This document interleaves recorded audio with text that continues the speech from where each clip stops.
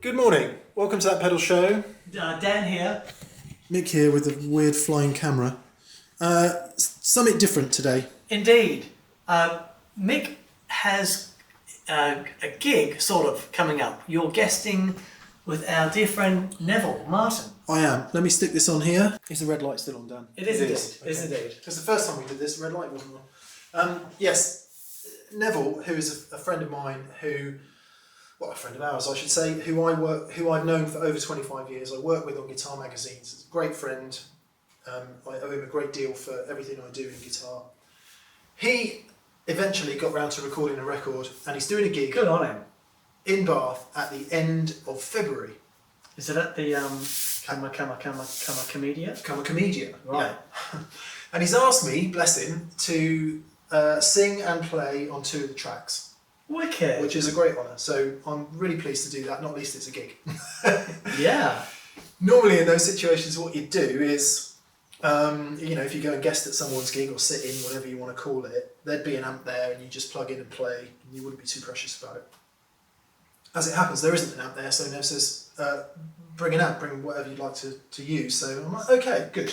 And what amp are you going to bring? I'm going to take my 2-rock, obviously, yes, because I love that amp almost as much as life itself. So the next question is, what's then appropriate on top of that? Yeah. Don't want to overthink it. It's getting up to play and sing a couple of songs, but it's a big deal. It's Nev's record, so I want to be respectful of that. Yeah.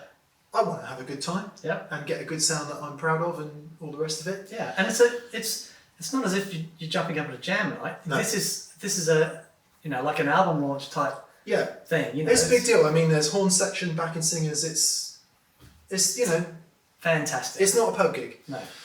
Not to be disparaging of pub gigs. So, 2-rock, we know that. Probably Strat, we know that. What I want to end up with is a gain stage. Yeah. And maybe a delay. I don't know. Okay. Because it's blues music, right? So there's 2. One of them's a slow blues, and the other one is kind of a groove-based tune. And I want the ability to have something from a clean tone all the way through to a nice thick overdrive, because they'll be dynamic in the playing. So I've got a bunch of overdrive pedals. I've been through a bunch of things already as a sort of test. I was telling Dan about this. He said, why don't we make a video about it? Because it's kind of relevant to what we all do all the time. Indeed, and there are some really interesting challenges as well. Looking at the amp, harmonically very complex. So if what we need is a gain stage that's just one single gain stage, it's like, okay, what's going to give you the broadest range of tones is going to work with a lovely complex harmonic amplifier. Yes, and it's not War and Peace. It's getting up to play a couple of songs at a mate's gig, so there is the danger of overthinking it. Just want to get that for all the comments that go, you're overthinking this, you're overthinking this. Yeah, it's That Pedal Show. So we're going to blat through a bunch of pedals, which is interesting because there'll be some old classics on there, some old favourites, and some new things that come across in recent times, and just have a listen to them side by side. Dan's going to put together a test board that's got 2 slots for overdrives and 2 slots for delay pedals, so that we can quickly switch things in and out and just have a listen, process of elimination, end up hopefully at the end with a maximum of 2 pedals. Nice. Yeah, great. I'm going to be sitting in the middle of the stage because I'm singing. Right. What I don't want is a giant pedal board in the middle of the stage for the whole gig. Sure. I just want something tucked away, nice and neat, not too embarrassing. Enables me to get a bunch of tones and be respectful of the music, but also get into it. Yeah, absolutely. Interesting. Yeah. They're very interesting. Yeah, let's plug some stuff in. Okay. Okay, here we are then in the studio. I thought, while Dan's doing that, might be a good opportunity to explain a little bit about how we set stuff up for recording while he's just doing that. Well, there are the voice microphones. They capture our voices. Here's the 2-rock, as explained. I'll just stick a mic on that. We always mic our amps. We prefer it that way. So we use these Austrian Audio OC18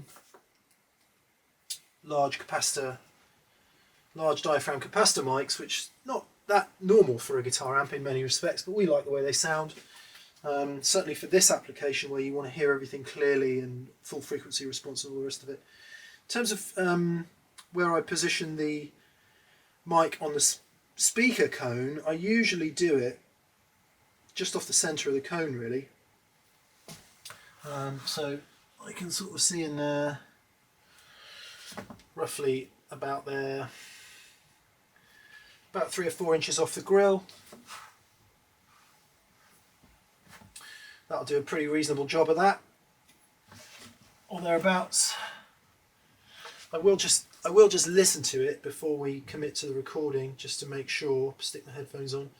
And it's surprising, depending on the speaker, a couple centimetres here and there, or 1 centimetre here and there, can make a massive difference. On you go. In addition to that, whenever you hear that pedal show guitars recorded, up here in the rafters up there are 2 room mics. They are AKG C414 XLs, and they goodness me, capture a stereo image of the room, and we mix them in just for a bit more realism. They're really nice for low frequency, I find.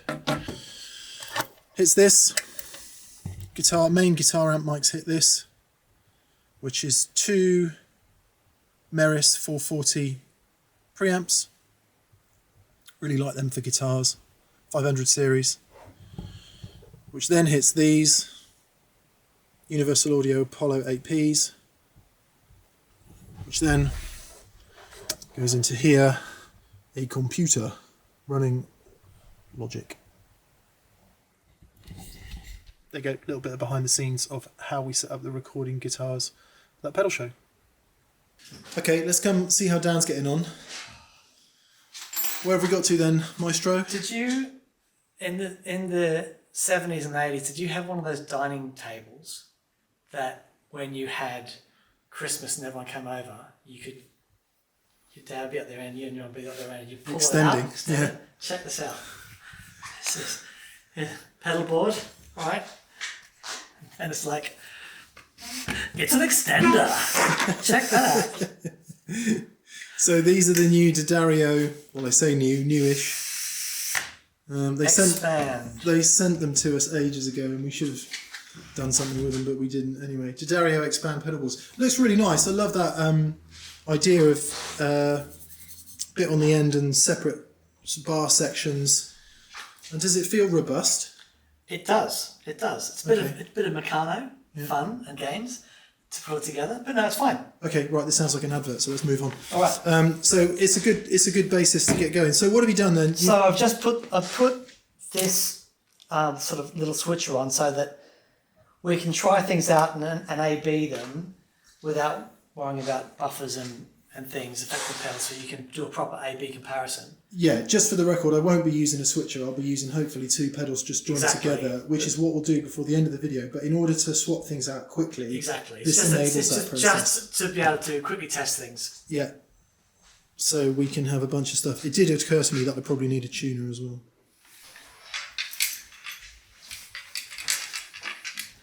It's an extender.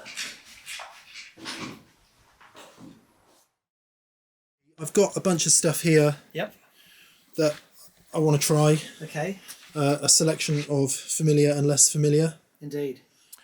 Ta-da! Ta-da! Everything should be explained by this point. One would hope. Yeah. Okay, so what you can see on pedalboard cam there are a selection of the things I want to try. We'll try and get through all of them. We'll see. The question is, if you hit on something and you go, yeah, that's it, do you carry on? Yeah.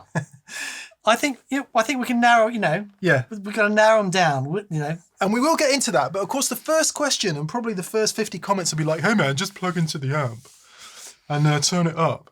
And yeah, let's do that. Yeah. And see where we get to. So the 2-Rock is my amp of choice. For those of you who don't know, it's a classic reverb signature model, which I've always described as like a super reverb on steroids. Right. Because what people associate with the 2-Rock sound quite often is either the very clean John Mayer thing. Okay. or some of their earlier amps, which were much more Dumbly inspired. So the Dumble type overdrive. I like their earlier material. I was into them before anyone else had ever heard it. They were so good before they were famous, man. And the way I tend to run it is kind of, well, like this. So as you'll see on pedalboard cam, all we've got at the moment is we've plugged into the amp with the amp's foot switch, and on the amp's foot switch are 3 options. One is an FET boost, which I pretty much never use, but we'll plug it in anyway. One is called bypass, which lifts the EQ stack out of the amp completely. And the other is the reverb defeat. Why anyone would want to turn reverb off is beyond me. But anyway. Strange idea. I like a lot of reverb. And as we'll see as the video goes on, the more you hit the amp, the more the reverb kind of does this hello thing, which I like. So it's this Strat that I'm going to be using, I think. Nev's playing a Strat too, so I originally said I might play the 335, but actually Strat's home for me. I'm comfortable on it. I'm singing as well, so I haven't played in ages. Yeah. I just want to be as comfortable as I can possibly be. Set yourself up for success, Tele. So that's where we'll be. Right, so 2-Rock, it's in the, what you might call the black panel Fender gain structure. Right. I'll flick through those in a sec. It's not a demo of the amp, but anyway, this is kind of where we are with it.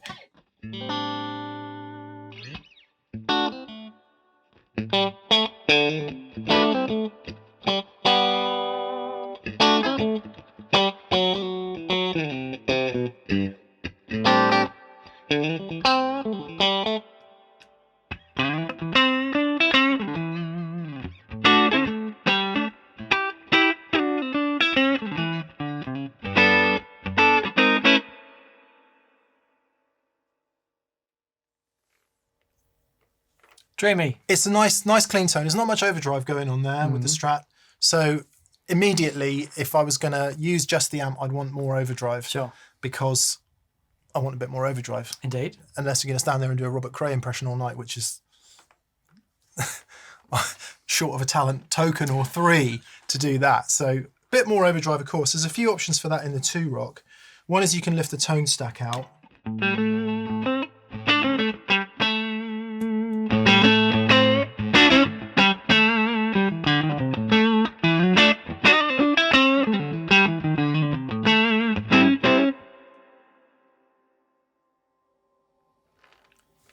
Squeaky jeans. It just gets bigger. Yeah. There's not a huge amount of overdrive at this point. No, it's a glorious sound. Yeah, but here you go then. So I want you to hear it with the Tele in a sec, because this is at the point, we are at the point now where the amp's going, I'm here if you want me. Yeah, right. So if we want more overdrive, we can get it. Couple ways we can bring in the FET. I'm not a massive fan of this personally. Word has it that dear departed, may he rest in peace, Mr. Dumble, put it in some of his earlier amp designs for acoustic guitars. Yeah. I've heard that. I don't know whether it's true or not. Anyway, so...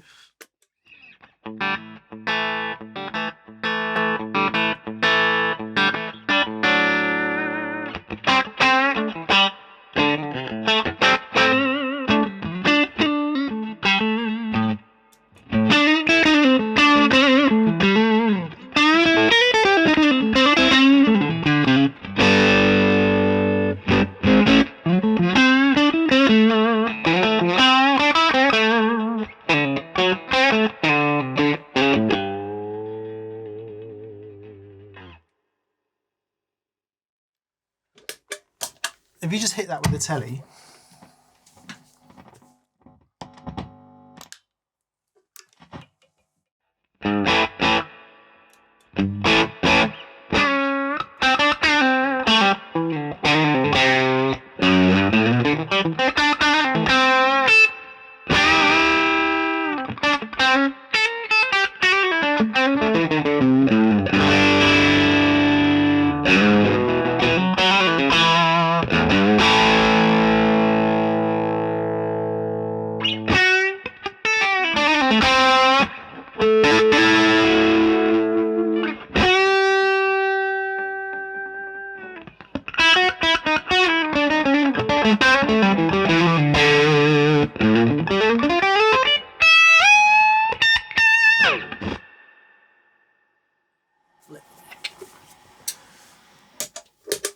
So that's about as much as gain as the amp has. Right.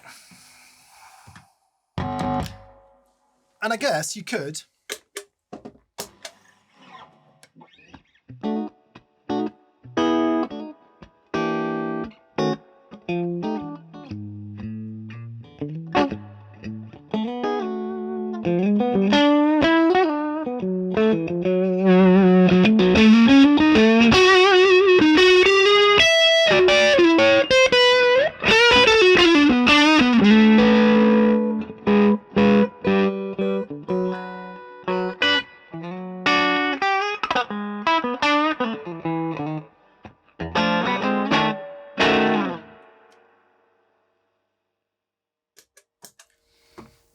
There's quite a lot of scope there for controlling that off the guitar, and if you had humbuckers, that would all be there. Right. However, as glorious as a sound as that is, and as beautiful as it is, what I would like in my heavier overdrive sound is a bit more smooth. Sure. Because there is edges on that. Yeah, and if you've ever wondered, if you're interested in these amplifiers, if you've ever wondered why it gets described as a super reverb on steroids, there's your answer. Yeah, right. Because of that edge. Because of the edge and the way it overdrives is not dumbly. Sure. Yeah, right. And it's not clean. That smooth dumbly thing. John Mary, right? EV. And it's an EV type speaker. EV type speaker. Yeah. Okay. Oh yeah, I didn't mention that. The reason I'm using the 112 is because it's not my gig. Right. So it's not, appropriate to take a massive amp, even though it is a massive amp. So there is more gain. Sure. If we go to the higher gain structure in the preamp. Right.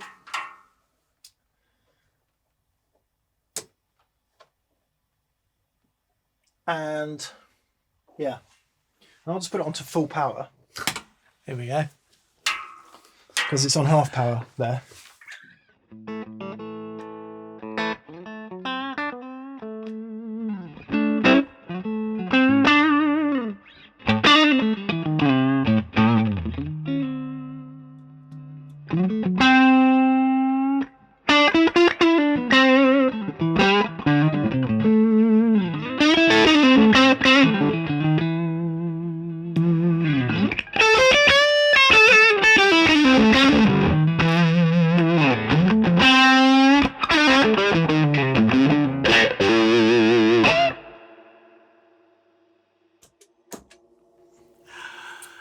Probably clip the mic preamps, probably clip the room mics. It's enormous. It's massive. And too much. For me, whether you like that sound or whether you don't like that sound, it's too ragged for me. Yeah. I like a bit more smoothness in my overdrive. So I'm going to put the amp back part way between where we started and where we ended up. Okay. Operating it on full power is lovely. You get much more kind of bloom and bigness from the bottom end, but I think it might be too much for the stage volume on the night. Okay. And if it's not, I just turn around and turn it up.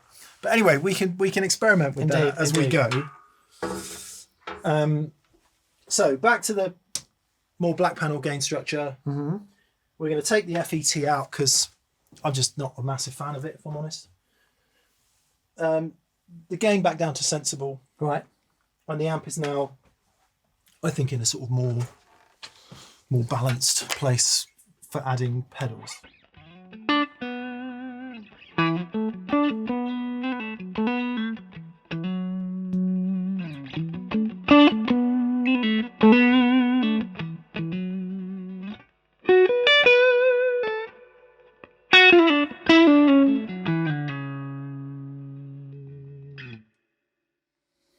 So I'd like to retain some of that lovely character of the amp. Sure. But add. So they can go on the floor of destiny. The floor of destiny. The carpet of conundrum. You stood up on that carpet. Is this the same one we had at the old? I think so. Wow. I'll just give you a quick look at the 2-rock front panel there. I haven't got my glasses on, so hopefully it's focusing. So some of those things we were talking about. The gain structure of the preamp there, and then the thing I was using to switch in and out was the bypass of the EQ. So yeah, it's pretty mega. So we've got a variety of power functions and stuff on here. Yeah. We'll be able to power everything. I'll explain why I've chosen these two delays in a sec. We've got the two delays set up here. So Mick, what do you want to start with your, as far as your gain stage is concerned? I think let's start with home. And home. Tube Screamer and a Klon. Let's start with a Tube Screamer, my favourite Tube Screamer, and a Boss SD-1. Nice. This is where I started as a guitar player. Okay. This is my first two overdrive pedals, really. And so it'll be interesting to go back to the beginning and go, is this enough? Is this all anyone really needs? I've got a hunch. I should write down my hunch in an envelope and reveal it at the end of the show. What it's going to be? Yes, but more importantly, the reasons that it will be. Okay, I think we should do something for sport here. I'm going to write what I think I'm going to end up with on this piece of paper. I'm going to write with what I think I'm going to end up with on this piece of paper. Little tip, if your pedal takes a mini jack power supply, always plug the mini jack into the pedal before you connect the other side to the supply. You can get a short across that. So yeah, pop that in first and then connect that to your DC. Okay. Like a magician doing magic tricks, I have written on this piece of paper what I think I'm going to end up with. I've written on this piece of paper what I think I'm going to end up with. Dan is going to do the same while I don't look. Okay. And don't tell the people, so we'll turn off now and come back in a minute. And we're back in the room.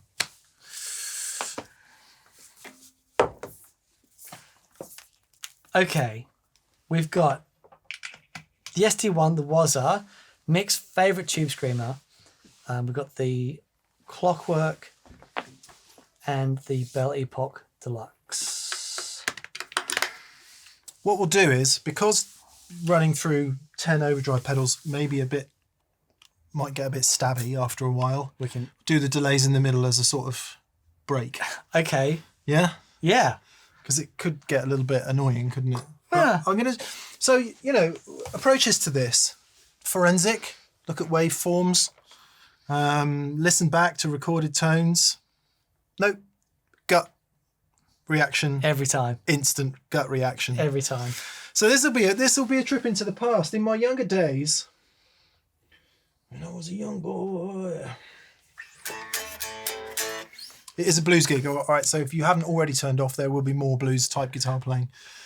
I always had a yellow Boss Overdrive Right. in my young days, and until I discovered the Tube Screamer, at which point it was then usually a mix of either of the above.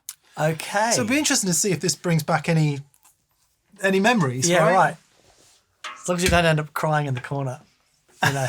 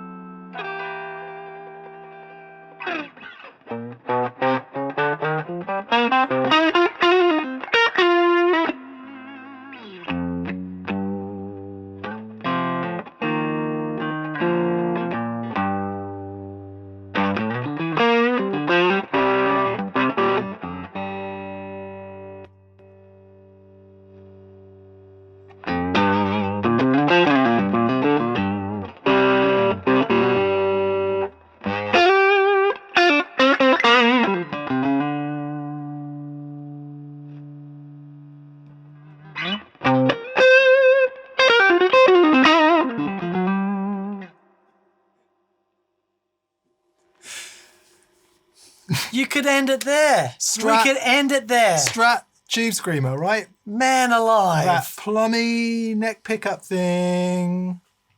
There's probably too much gain in the SD-1 to. I'm surprised how much gain there is in the SD-1. Yeah, yeah. You know?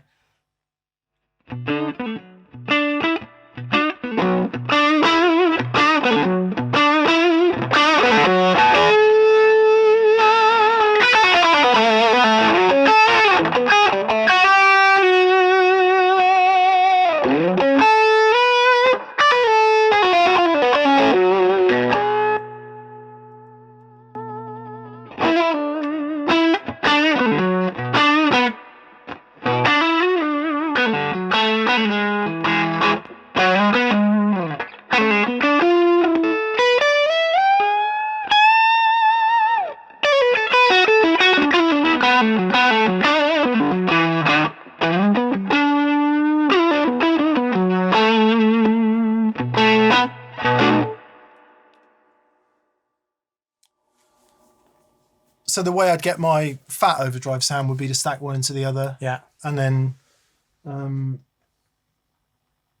just to push the tube screamer a bit, it was...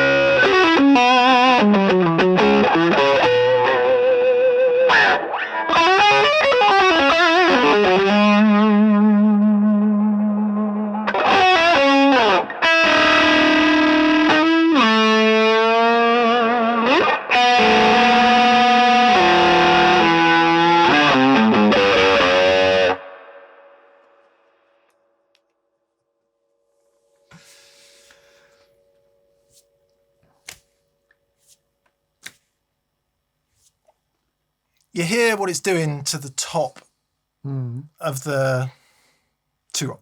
Yep. It's pushing it into a barking. I always describe it as barking. Yeah. Aggressive, angry. And there are elements of that I really, really, really love. Okay. And there are some days where I just like, I wish it was smoother. Okay. And what's interesting about that is, I think when we're at home playing, not just at home actually, I've done it for years, I don't know about you, but stack up loads of really fat sounding overdrives and it's like, wow, that's just a lovely, spongy, fat, awesome, harmonic place to be. Yeah. Get to the band, inaudible. Of course. So all that stuff up the top of the two-rock there, which starts to sound a bit aggressive and angry and barky. It's actually what you need when you're at the gig. It's so important, and it's the reason that they're, you know, these amps are so well loved because they're loved by players who are out there using them in these scenarios where it's like all that stuff. Yeah, that's what you need. That's what you need. Yeah, and that's why, in a sort of chronological fashion, why I ended up loving stuff like Klons. Right. Because certainly into black panel type Fender amps, you get that little bit of sizzle on the top, which the tube screamer completely gets rid of. Right. Now, okay, so what are you hearing? The tube screamer to me is just is the sound, isn't it? Man alive. It does sound good. It's my favourite one. It's a Robert Keeley. I think it's called the Mod Plus. Maybe it's not True Bypass. But I think it's a bit more bottom and top and gain. Yeah. It's basically, yeah. I think we're going to put that on the. It's a strong contender. Yeah. And let's start. I'm gonna say no to the Super OD at this point, just because I think the tube screamer shapes that mid range in a way I prefer. Yep. And the Super OD is more of that mid hump that I don't want. I want one mid humpy. Yep. And I want one less mid humpy. Yes. So let's get rid of the tube screamer. Let's go. No, let's leave the tube screamer on there because we've got to see if anything can knock this off. But my next question is. Right. Aha, okay. 2-in-1, right? Okay. So we designed the mix side of the D&M Drive to be somewhere between TS and Klon on my side and something a bit gainier on Dan's side. So rather than have two pedals, what am I going to hear out of the D&M Drive at this point? Right. Yeah? Yep.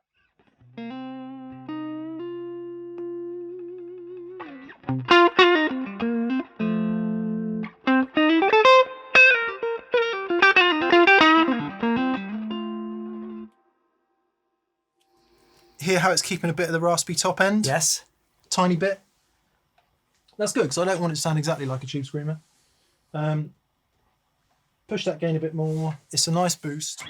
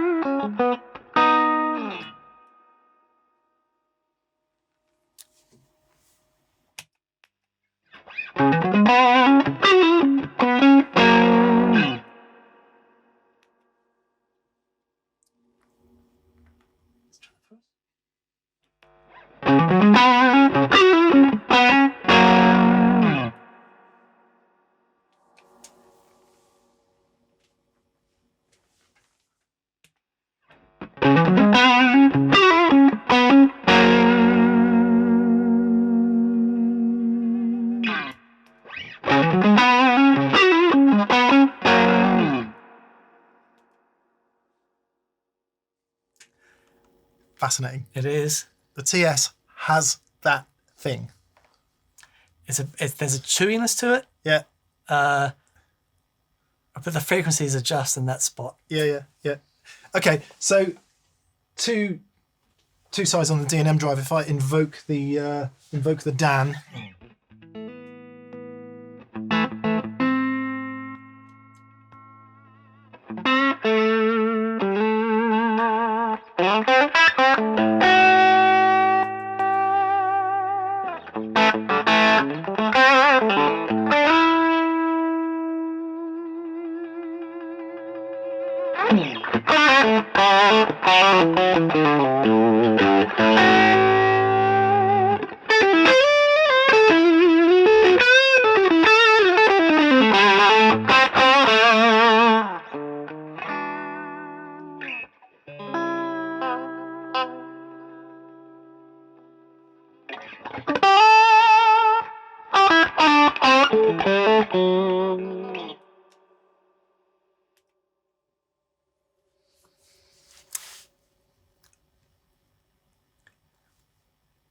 What do you think? Well, it's lovely. It's not a Tube Screamer.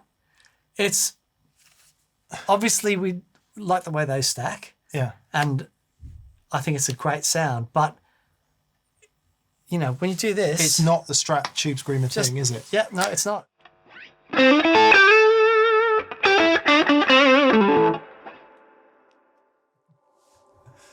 Hear how the Tube Screamer is sort of giving in a little bit? Yeah. So it's really cool. It's a really, really great sound. Yeah. It also, you know, if we didn't say it at the top, just bear in mind that all these pedals work differently with different amps. So the challenge is there is so much harmonic content coming from Mick's amp. And, you know, it's about the way the pedal's going to interact with that. A lot of pedals are adding harmonic content to more of a neutral platform. What we're trying to do is not mess with those harmonics. So we're trying to, you know, I think whatever happens, it's got to be a simple thing, because if you start adding too many complex harmonics this end into that, it's just going to get mushy. Yeah, too mushy. All right, I'll tell you where I want to go next. Okay. I want to go to. We'll continue on the Tube Screamer theme. Okay. Bring you the Kingtone Duellist, which is a Tube Screamer on one side and a Marshall Blues Breaker on the other. Like it. So You know, in theory, if this does the Tube Screamer job as well as the Tube Screamer, we could be a contender. We could be in the game. But it's hard to imagine being without the Tube Screamer at this point. It really is. Just, you know, I love it. I've always loved it into a particular type of amp with a particular type of guitar. What I'm really interested to know is if the Duellist can sound like my favourite Tube Screamer.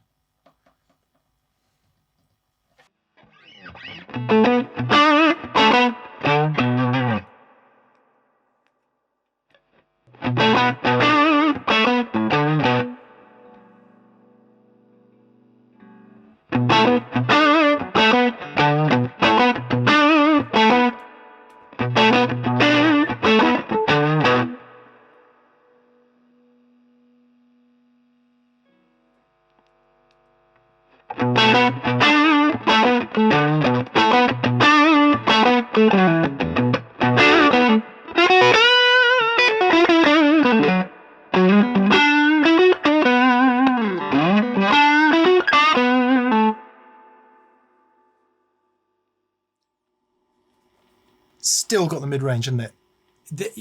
It's doing something different. I don't know what Robert's done to that circuit, but it's doing something slightly different. Yeah. I mean, we could keep going with the Duellist all day. Don't get me wrong, it is a fantastic thing. For those of you who don't like the standard Tube Screamers, you can add some glass onto the top of that.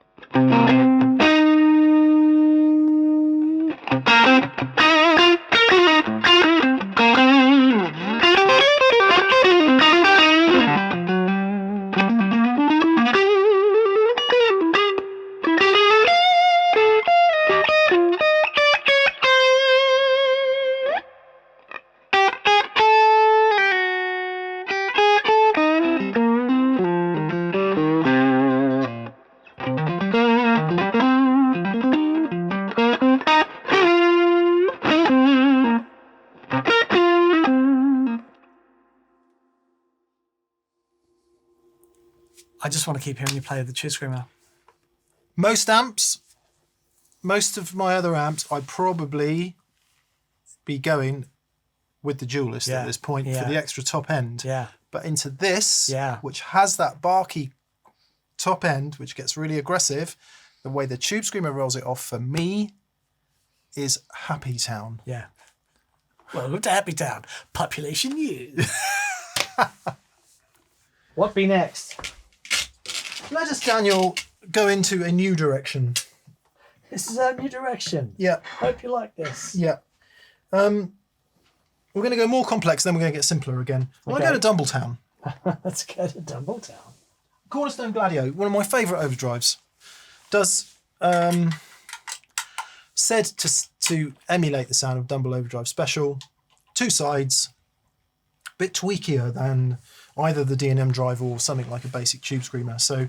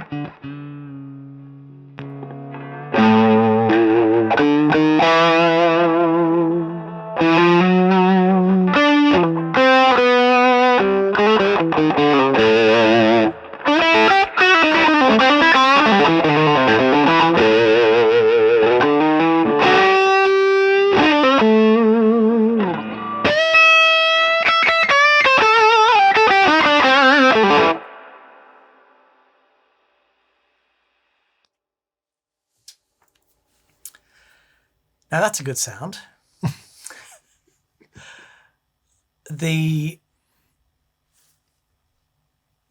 That stacked thing, it's going to give you a sound that you won't be able to get out of the Tube Screamer. You know what I mean? Yeah, it's going to give you a level of gain that It's just, yeah, so we've got amp.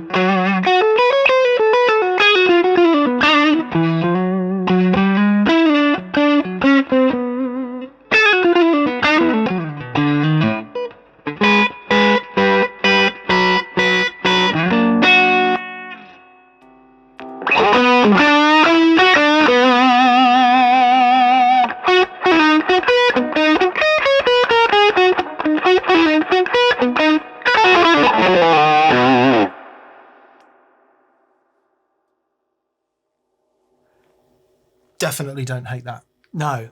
In actual fact, I think the left side is very similar to the tube screamer, but with more bottom end. Yeah. It's got a comp mode, so you can have more compression if you want, which I don't want. No. And you can switch the order of them as well on this particular version of it. So, okay. That's very good. Front running for me at the moment, yeah. I would say. Very good. Okay, in which case, let's try this other one, which is from Gtown Custom Amps. It's new. Literally never even plugged it in before. In the spirit of... Still got the old tagger on it. Still got the old tagger on it, yeah. And if you are bored by this point, really sorry. Just fast forward to the end to see what we choose. And for anyone who wants to hear Dan play the guitar, he'll play the guitar when we choose the delay pedal.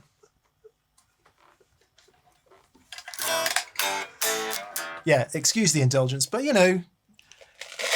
while he's doing that, it's worth just saying that probably anyone who watches this show thinks that this is what me and Dan do all the time. Indeed. This is the first time I've done this. I've pulled out a load of overdrive pedals and shoved them on a board in 2 years. Also, it'd be disappointing if people clicked on a video from that pedal show and got disappointed with us looking at pedals. Going at pedals, yeah. You all sound the same, man. Just get a Marshall, turn it up. Yo, man. Drink some beer, get a Marshall, turn it up. Okay. Right.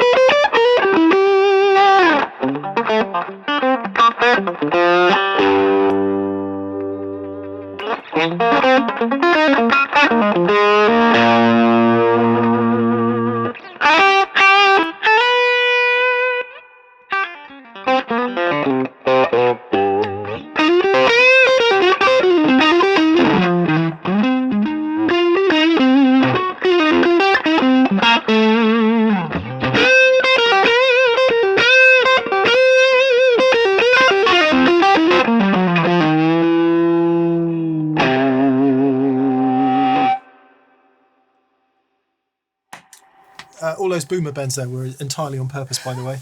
I was feeling it. That's really good. It's really nice. I like that. Soft, open, sharp. Round, open, sharp. Can you just do the mids up and down on Yes. this on the other channel set?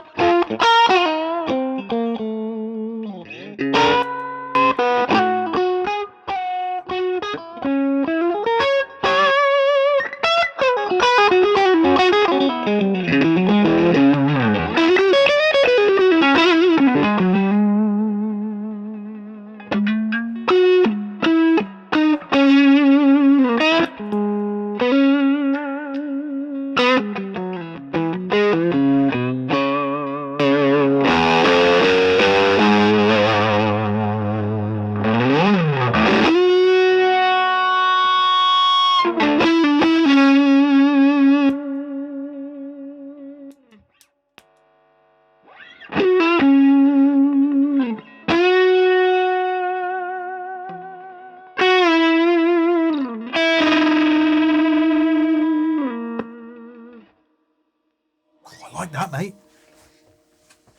I really like that. That's pretty special. I really like that. That's Wow. doing a lot of nice things. Yeah. Ooh. I actually think that's the front runner at the moment. Okay.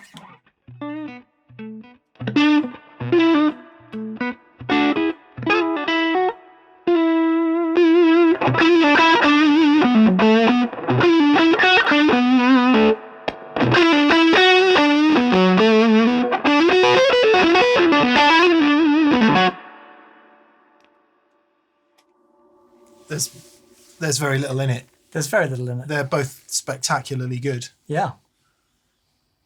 I love the mid thing on that. Yeah.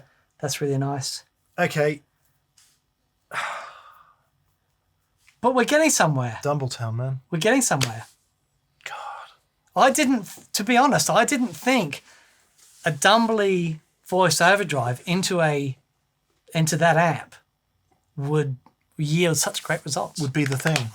But that's really impressive. Okay. Should we have a delay break? Okay. Seeing as A refresher. let's have a delay break then. I'm going to knock down the gain a little bit in this little boy here. Would you play for a bit, Dan? I can play for a bit. Be nice to hear Dan play for a change. And I promise he Strong word. won't play any Albert King licks. Not that I've really managed any Albert King licks, but there we are.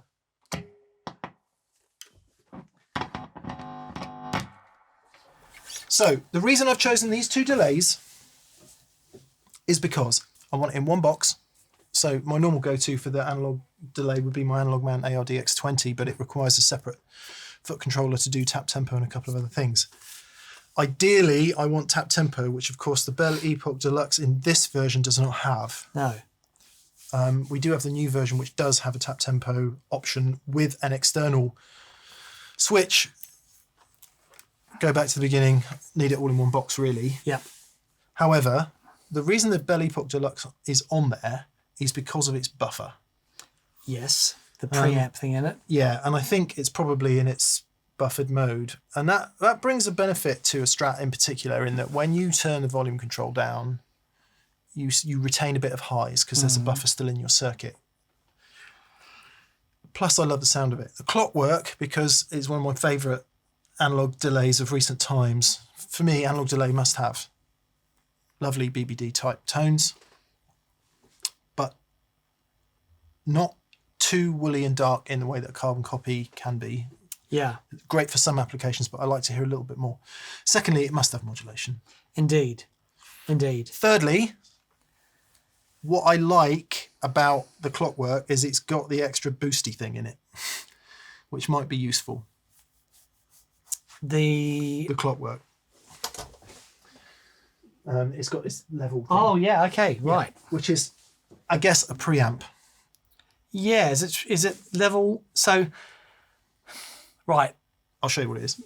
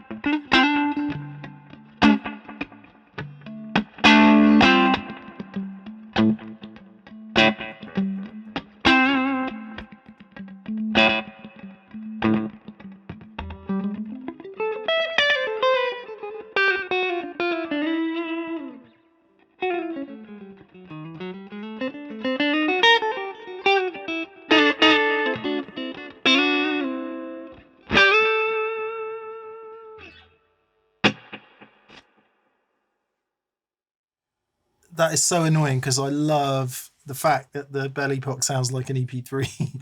Yeah. It sounds so tapey. I know we were talking about analog delay earlier, but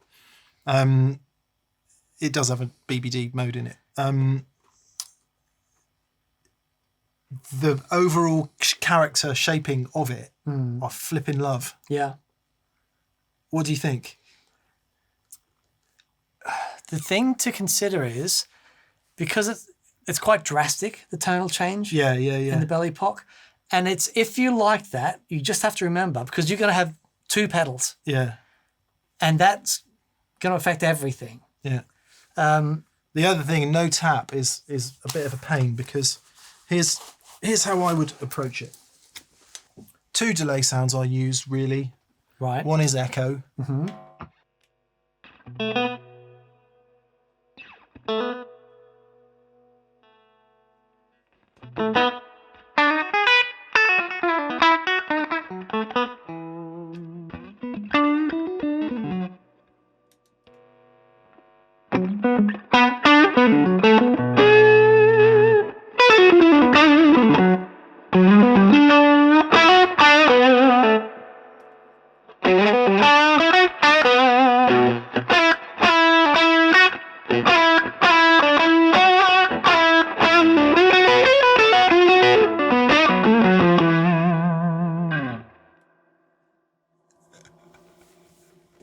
Flippin' heck. It's such a great sound.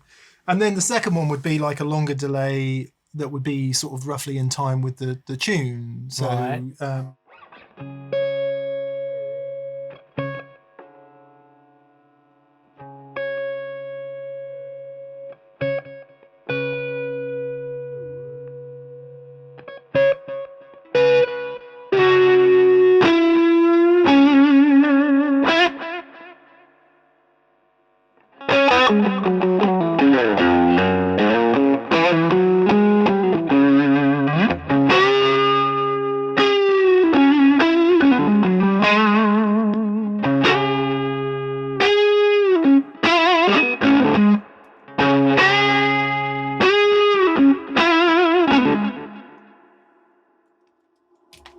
and it just, sorry, yep.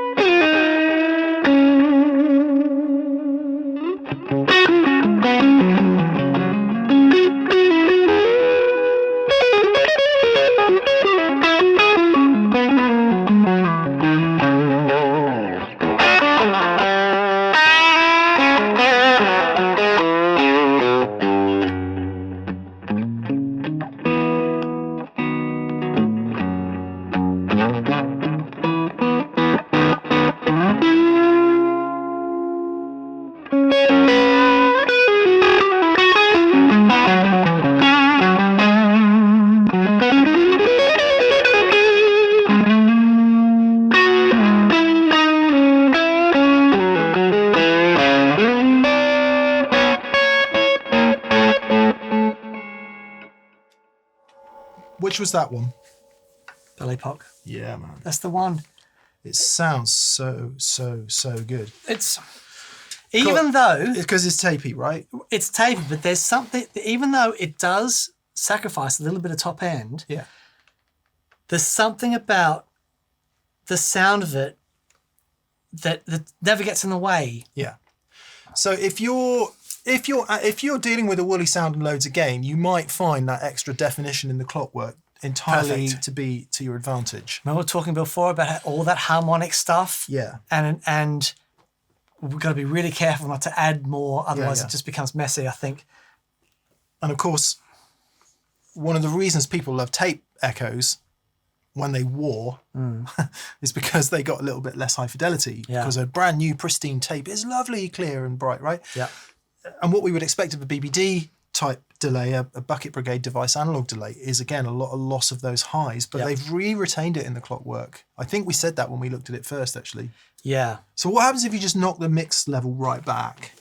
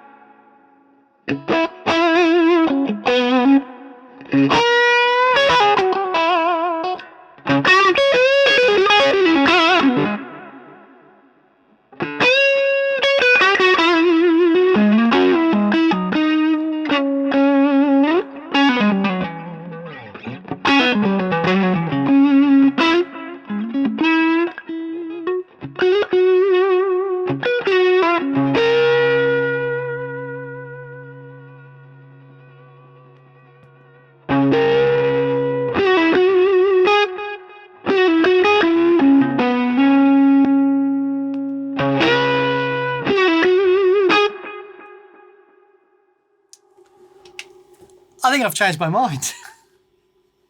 It's a real tough one, that, because I think there's a nicer quality to the Belly Pook Deluxe because it is warm. Yeah. And once you're in the melee of a gig, having the extra audibility, as it were, presence and everything might be a boon.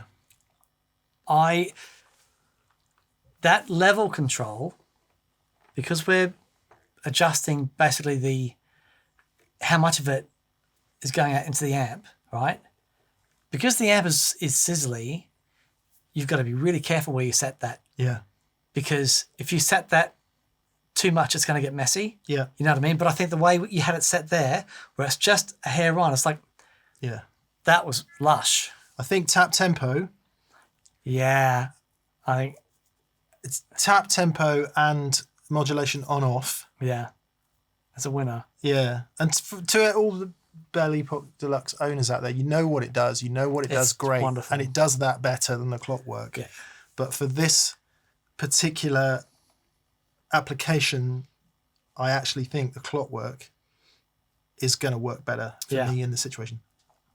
Almost, love the sound as I do, almost entirely down to the tap tempo. Yeah. I think because I can tap my echo in and I can tap my it's 2 songs. Let's not forget it's 2 songs. Yeah, right? of course. But then this won't be the only time this stuff gets used. Yeah. Also to remember these are digital emulations of these pedals, right? That's analog. The clockwork's analog. Yeah. Sorry. Yeah. The Belly Pook is a digital thing, but it's so impressive how they've managed to. I think these guys really understand the important stuff in the old EP3s that give it that sound. Yeah. And it's by far and away my favourite EP3 type emulation delay. And there's a lot of really good ones, but there is magic in that. We talk about a lot about the preamp, you know, and they've really nailed that. But I agree with you. I think for this gig, I think the clockworks are.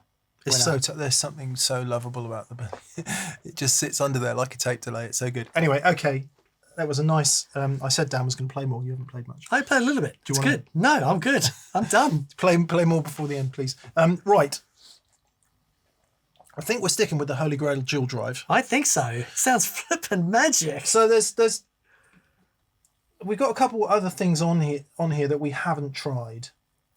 I was interested in hearing the Thorpy heavy water dual boost, but I'm going to discount that because it doesn't have the soft, it's a dual boost, and it is spectacular as a dual boost, but it doesn't have that soft mid-shaping thing that I want out of my Tube Screamer and Dumbly type overdrive. So we'll discount that. I think the Camel Toe 2 is really great. It's got a tunable Tube Screamer on one side and a Red Llama on the other. Yes, right, wow, okay. Which is really killer. Really killer. But honestly, having heard that and that, I'm very happy. Yeah. Don't think we need to do any more of that. Okay. What I do want to do... Oh, can I just say, though? There's two more things I want to do. Yeah. I think those two together would just look spectacular as well. It does. It looks, I need to spill some pints on them. There's two more things I want to do. One is I want to go really old school and just see if a Fuzz Face would work. Okay, as the gain stage. Okay, I like that. I like that. This is my BC108 Fuzz Face. And there's a lot to love here. There is a lot to love there. Is there a battery in there? There is, yeah. Okay. So the question is, can a Fuzz Face and the volume control on the guitar into a nice amp just get you to everywhere you need to be? Yeah.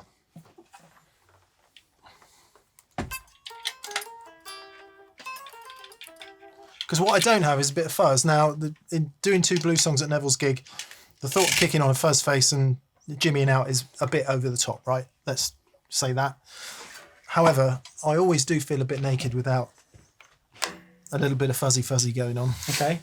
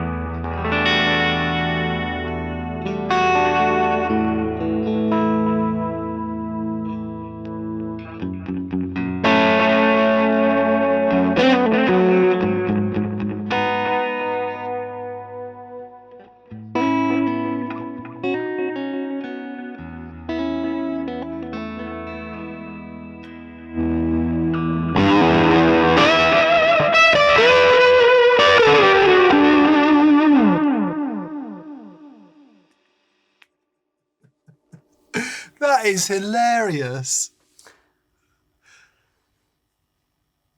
You could almost just do the whole gig With the Fuzz with Face the Fuzz on. Face on the whole time. That is totally hilarious. I want to know what the Tele does. Right.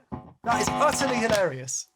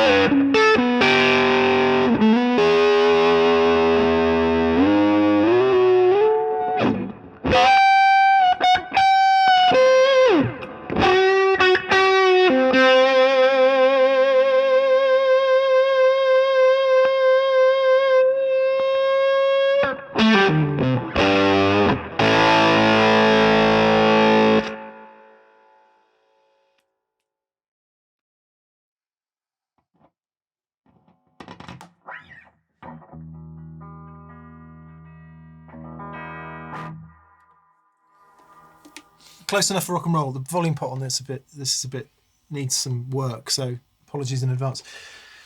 I just need to nothing else is on, is it? I mean, it is just the Fuzz Face.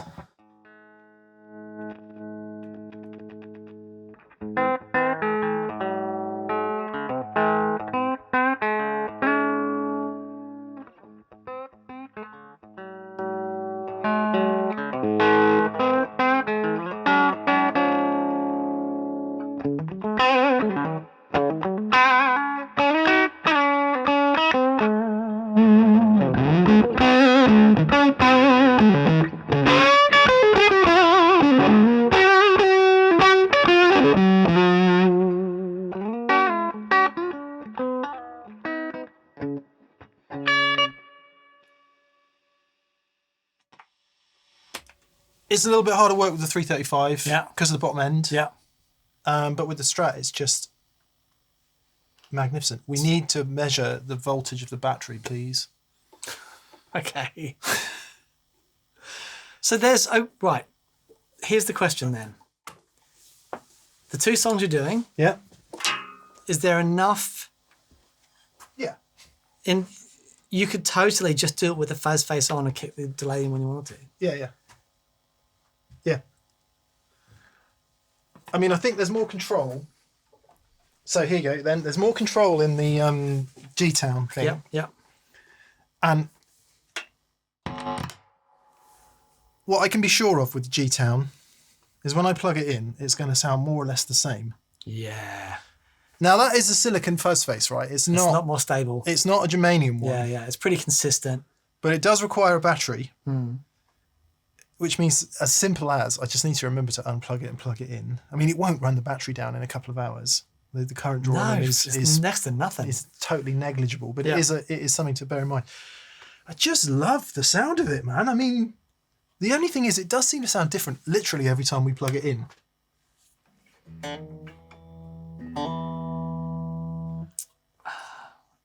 Okay, right. So the final thing I want to try is, predictably enough,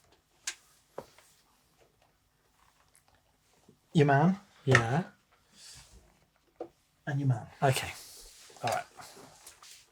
Back to the old fabled TS then.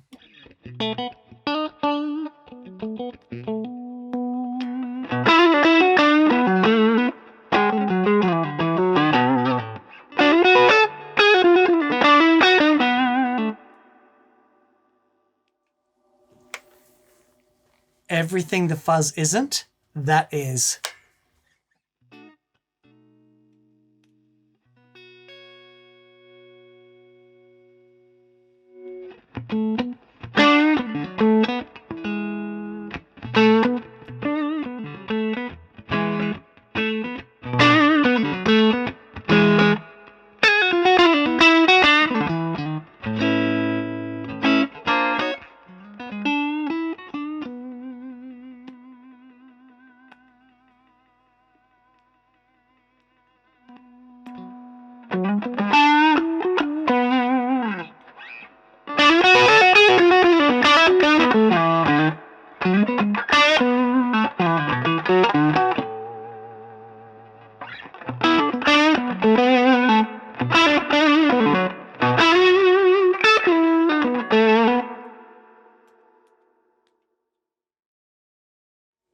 Really like it.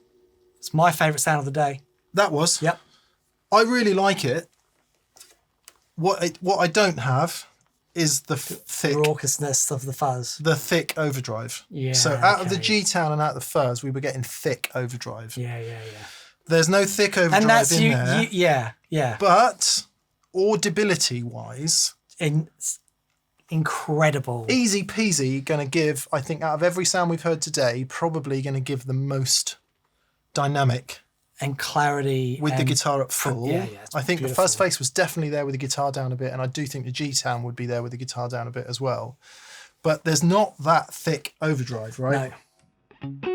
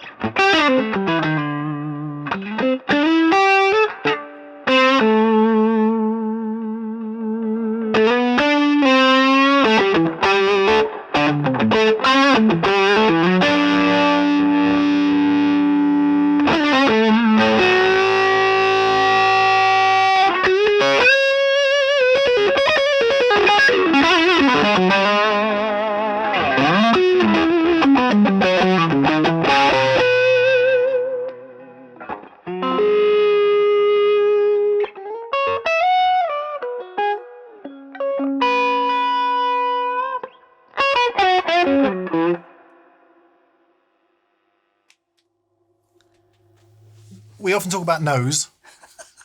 That's pretty nosy, isn't it? I do like that a lot, actually. Do you like that? I very much.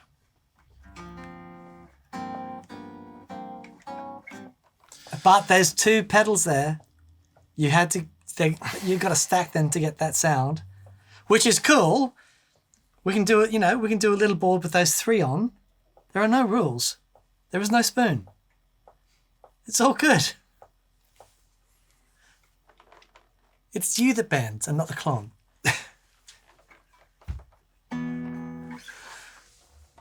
Thoughts? It's too much. How married are you to the idea of just one gain stage, one delay? I don't think I can get the thick overdrive out of the Tube Screamer, No. which might not be a problem. Because then I just have to hang back and not lean on so much gain, which is a much more grown-up thing to do in a grown-up's environment Yeah. where one is being respectful of the host. Yeah, but you just want that last 10 seconds at the end. You just want to kick it on and go, get a bit of this into you more. Oh man, that's tough. Time for a decision, Mr. Taylor. Have the members of the jury reached a decision? It's funny because with my Stevie Ray head on, it's the Tube Screamer. That's where I'm happy. That's where I get the dynamic of the guitar. That's where it's working so nicely with the amp. It is a beautiful thing. That combination Yeah. is magic. I've got one thing left to try, Dan. Okay. You want to try it? I want to try that after the tube screamer. I've got a feeling it's going to be too much. It's going to be too trebly. What we've done there is put the Thorpy heavy water on. My prediction is what you get with the other overdrive pedals we've used is, op amp and diode clipping. So it makes overdrive in itself. Heavy water doesn't do that. The heavy water will push the amp, and my prediction is it's going to push it into that barky, aggressive, high-end place more. I don't know. Let's see. I don't know. Forget the tube screamer for a second.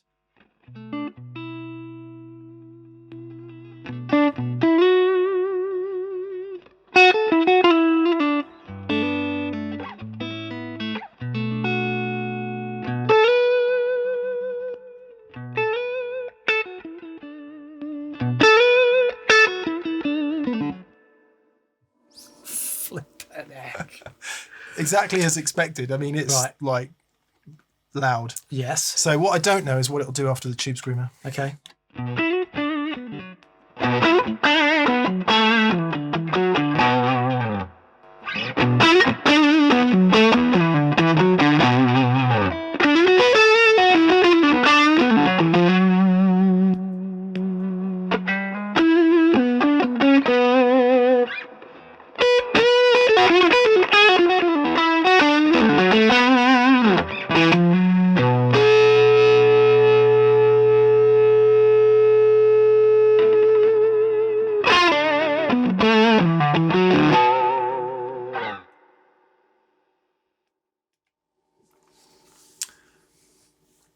Couple of things I really like. Yeah. I love the clarity you get. Yep. The edge to it. Yeah. For the clean stuff.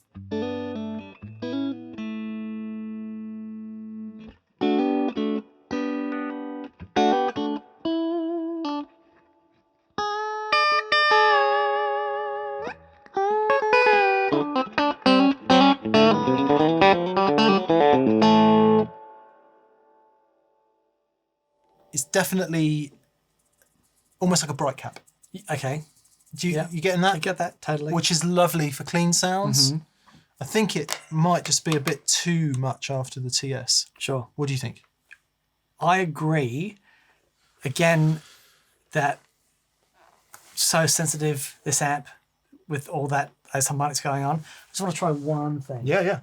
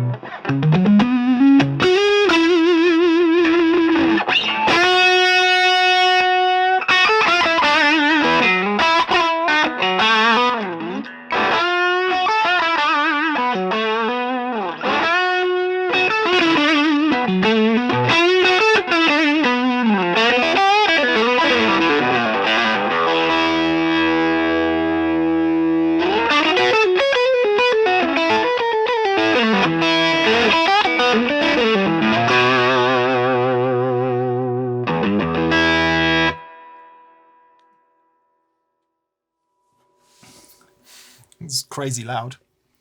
It's really beautiful, but it's too much of that. It's too much. Too much of that sizzle. Yeah, it's a beautiful sound. It's a amazing really sound. beautiful sound, but I do want, back to the top of the show, I want that sort of softer. Yeah. I want a bit of softer overdrive capability. Well, for me, it comes down to either Fuzz Face Yeah. and the Clockwork. I think they sound amazing together. I think you've got enough gain range there. Or the DualDrive.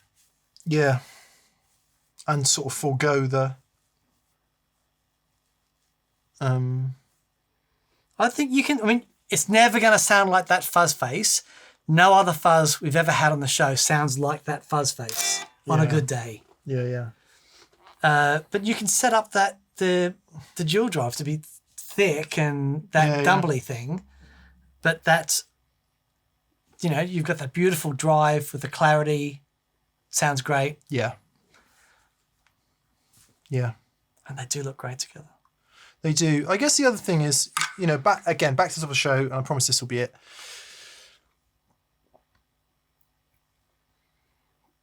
When one has, When one does. I have a Strat, a Tube Screamer, and one of those kind of amps. Yeah. It just takes me to Stevie Ray Town. Sure.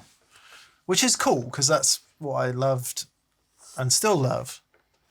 But what the more Dumbley stuff does is it draws me a little bit away from that. Okay.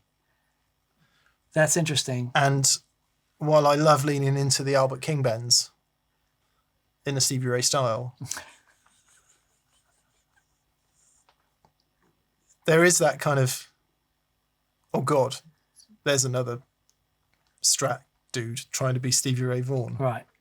And I think there's a bit more creativity on my end when the tone is different. I like that. Now, right, I'm playing 2 songs at a mate's gig. We could be deep. This video will be 20 times longer than the songs you're playing. So we are deep into psychological time here.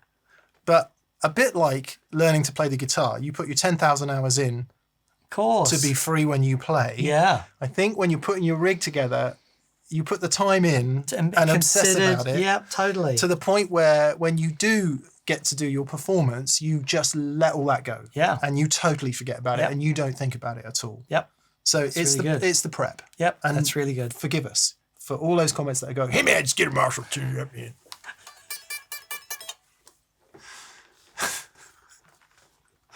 Because there'll be loads of those comments. Deluxe reverb's all you need, man. And vain grimaces. Neck vein grimaces. All right. Just attach a pickup to a shovel and get a slide. Just play, man. Sorry to anyone who does think like that. Okay, I think it probably is. As much as I love a Tube Screamer and everything, I think it is HolyGrail DualDrive Clockwork. The happiest of days. Grab my notepad. It's time for the reveal, Dan. Yep. Back page of my notepad. Okay, wait. Ready? I was so far out of it. It's I had nothing right. Oh, you thought we were going to do the Yeah, at least you got the Clockwork right. We didn't get to the preamp Mark II. I did plug it in yesterday. It does sound totally amazing, but the fidelity in it is massive to the point where it does accentuate some of that high end, and the softness in the overdrive that I want is hard to achieve. Yep. However, what was great was being able to do like a boost, a TS, and a fuzz all in one, and I arranged the presets in order to do that. But on a gig, the chances of me remembering that on a gig is low without a little bit of time in. Yeah. So, well, you got the Clockwork. That's great. But I think, cool. It's magic. Right. Thanks for being with us. Yeah. Thanks for the indulgence of being with us. It's like I say, the assumption is probably that me and Dan sit around doing this stuff all the time. We literally never do. We never do. It's quite often going through stuff that's of interest elsewhere, and one or either of us never really finds our groove. So today, thank you, Dan, has been about me trying to find my groove, and hopefully within that will be some useful things that you can use in putting your rig together, and how nerdy or not nerdy you want to be about it. The biggest thing for me is that any preconceptions that you have about how the pedals are going to sound and how they're going to work is thrown out the window as soon as you get an amp that's got character and harmonics. Yeah. You need to, it's like, you can't think that you know how that pedal's going to react with that amplifier. That was the other thing with the dual drive was with that softer gain, the feedback, which I like so much. Yeah. The mid-range feedback that I like so much. Yeah. Was easier to coax. Beautiful. Yeah. Yeah. Fantastic. Great. Thank you so much for joining us. Again, please subscribe if you haven't already subscribed. And a massive thank you to anyone that's gone to thatpedalshowstore.com and grabbed some t-shirts or hats and strings and picks and All that stuff. All that stuff. Loads of stuff in there. It's a primary way we fund the show. The other way, one of the other ways we fund the show is via that pedal shop in the USA. So if you are in the USA and you want to buy pedals, accessories, I think there might even be amps on there now as well. Fantastic. Go to thatpedalshop.com and have a look around. There's also a bunch of decent information on there which might help you navigate the stormy seas of effect pedal choices. Very good. Very good. Massive thank you to our patrons on Patreon as well. Yes, doing pedal giveaways now for our patrons. Oh, we are, which is great fun. At least monthly pedal giveaways for patrons. So there'll be a cut-off point. If you're an active patron, at that point, you'll be eligible for that month's giveaway. If you join after that, you will be in the next load of giveaway. Indeed. Thank you to our preferred retailers in the UK and Europe is... Anderson's Music of Guildford in Surrey, where I bought this guitar. Indeed. And our dear friends in Australia. Would be Pedal Empire of Brisbane, Queensland. Great. And I think that's us. Thanks for watching. Have a fantastic weekend. And we'll see you on Monday for views, comments and questions. Indeed. See ya.